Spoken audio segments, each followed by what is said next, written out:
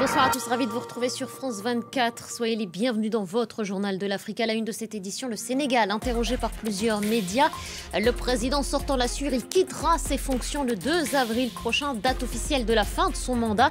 Il ne fixe en revanche aucune nouvelle date de scrutin. On ira retrouver Elimane Daou à Dakar dès le début de ce journal.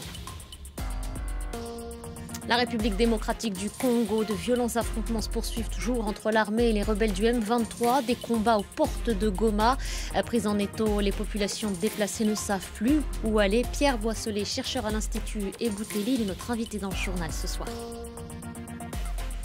Et puis l'impératif de repenser la culture des sols face aux effets du dérèglement climatique. Illustration, vous le verrez en Tunisie.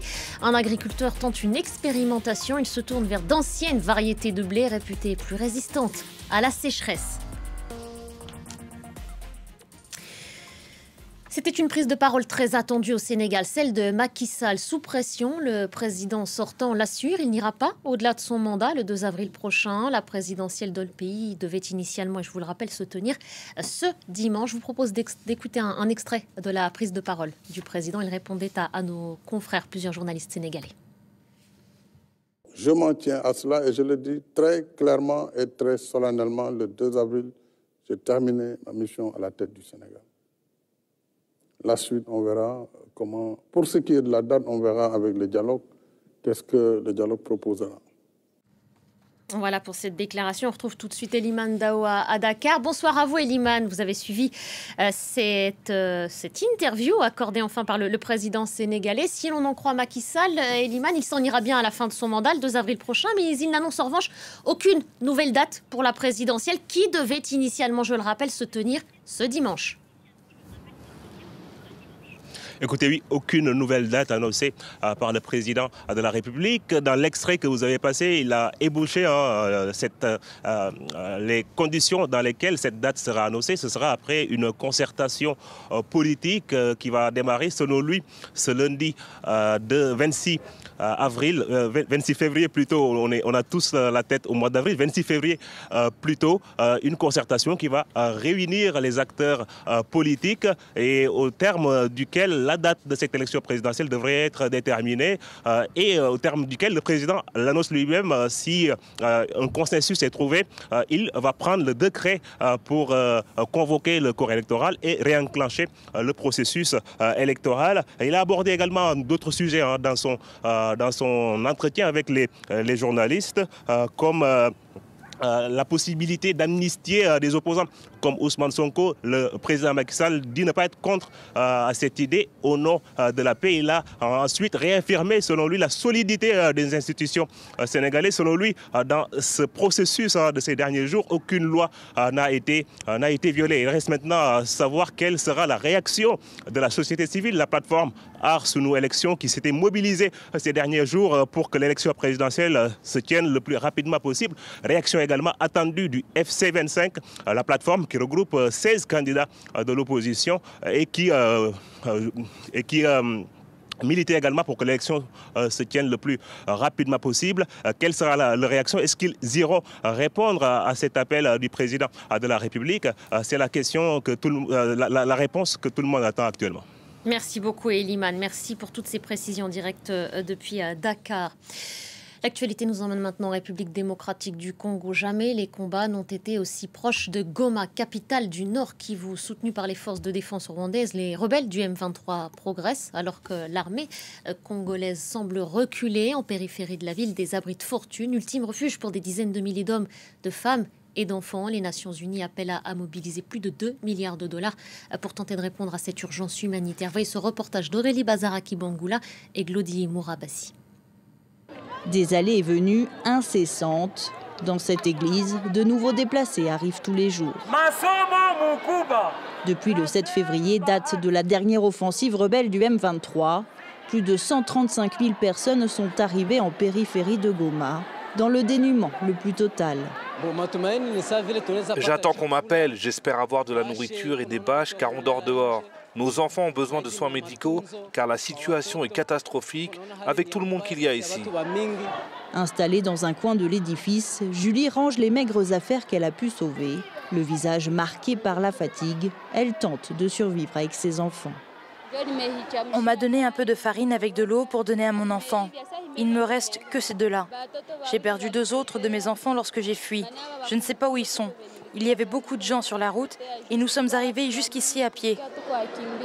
Dans le Nord Kivu, la situation humanitaire est catastrophique. Depuis le début du conflit fin 2021, plus de 2 millions de personnes ont fui les affrontements. Depuis 2 semaines, les combats se sont sensiblement rapprochés de Goma. Donc on se retrouve vraiment avec des structures d'accueil qui sont complètement saturées, avec des services, que ce soit de l'eau, de l'hygiène, des soins de santé, qui ne répondent plus du tout à la masse de gens. Illustration de cette saturation, le camp de Boulengo, aux portes de Goma. Des milliers de familles y vivent dans des abris faits de simples bâches. Ajoutez à cette précarité la peur de devoir fuir à nouveau.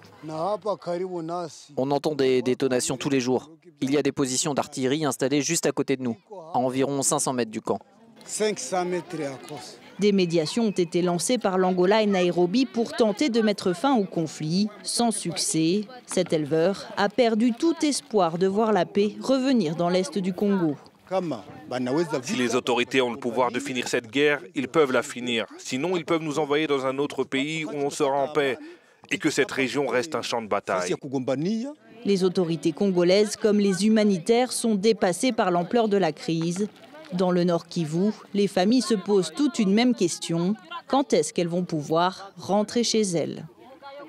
Voilà pour les faits. On va tenter de comprendre ce qui se joue un peu plus en détail avec vous. Pierre Boisselet, bonsoir à vous. Bonsoir. Vous êtes chercheur à l'Institut Eboutelli. Merci d'avoir accepté notre invitation. On vient de regarder ensemble ce reportage de nos équipes en RDC. L'aide humanitaire, on vient de le voir, est très en deçà des besoins réels de ces populations déplacées. Il y a ce risque de promiscuité, de risque d'infection. La détresse des civils, elle est réelle. À cela s'ajoute aussi le risque de voir des bénévoles être évacués face au risque que représente cette situation. Est-ce que finalement, on pourrait dire malheureusement que le pire est à venir encore en Nord Kivu? Je l'espère pas, en tout cas. On n'est pas encore, heureusement, dans la situation où les rebelles sont en train de prendre la ville de Goma. Vous l'avez dit dans le reportage, l'essentiel des combats, c'était à Saké ces derniers jours. Donc, c'est à une trentaine de kilomètres de la ville.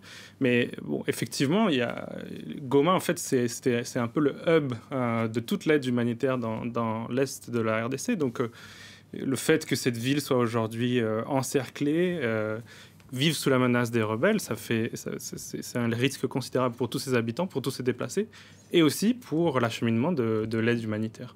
Parce que les routes sont notamment coupées. Vous le précisez, les combats se tiennent à peu près une trentaine de kilomètres de Goma. Est-ce que c'est une question de temps avant que ces affrontements se tiennent à Goma même ? Et est-ce que Goma est un objectif en particulier pour les rebelles du M23 ? Alors, c'est très difficile de le savoir. On n'est pas dans leur tête, dans leur stratégie. Je ne suis pas sûr que ce soit leur objectif pour l'instant. Le sentiment que ça me donne, en tout cas, c'est qu'ils ont voulu accroître considérablement la pression sur le gouvernement de Kinshasa en encerclant cette ville qui est un symbole, peut-être dans l'espoir de l'acculer, de le forcer à des négociations qu'il ne veut pas jusque-là. Des négociations en vue d'obtenir quoi ? Alors, le M23 revendique différentes choses. Le retour des réfugiés qui sont présents dans les pays voisins, un certain nombre de terres et de biens qu'ils estiment leur appartenir, qui, selon eux, ont été spoliés. Et surtout, peut-être le point d'achoppement principal, c'est qu'il semblerait qu'ils souhaitent négocier leur réintégration au sein de l'armée. Parce que ce sont pour certains d'anciens soldats, ils ont servi par le passé dans l'armée régulière. Pour une partie, effectivement, ils ont fait défection par la suite et effectivement, pour une partie, ils souhaiteraient, semble-t-il, négocier leur retour au sein de l'armée congolaise. Mais ça, pour l'instant, c'est vraiment une ligne rouge. Le gouvernement Kinshasa ne veut pas en entendre parler. Et alors, au-delà de cette réintégration dans l'armée, en ce qui concerne les autres revendications, est-ce qu'à un moment donné, il a été possible d'envisager une négociation autour d'une table et de baisser les armes ? Alors, il y a eu des périodes de... En fait, ça fait un peu plus de 2 ans maintenant que cette crise du M23 a ressurgi. Il y a eu des périodes d'accalmie, il y a eu des périodes comme celle qu'on vient de vivre, où de nouveau les combats étaient très intenses. Il y a eu un nombre important en fait, de tentatives de médiation. Mais voilà, pour l'instant, ça achoppe en fait sur le fait que chaque camp campe sur ses positions. Le gouvernement congolais, je venais de le dire, ne veut pas entendre parler de négociations avec le M23. Il veut éventuellement négocier avec le Rwanda, qui soutient le M23. Mais jusqu'à maintenant, le Rwanda renvoyait cette question aux Congolais et ne voulait pas s'en mêler, en tout cas officiellement. Donc on est toujours dans cette situation de blocage malgré les différentes initiatives. Il y en a une qui doit reprendre la semaine prochaine, une médiation de l'Angola. Et donc on verra si on a avancé sur le dossier. Qui a pour l'instant, vous le dites, n'a pas abouti à un succès. Non. Pour l'instant, on est assez clairement dans une impasse. Après, il y a eu des évolutions quand même cette semaine, avec des déclarations assez fortes de la France et des États-Unis. Pour la France, c'est assez nouveau. Donc la France a demandé au Rwanda de retirer ses troupes de l'est de la RDC.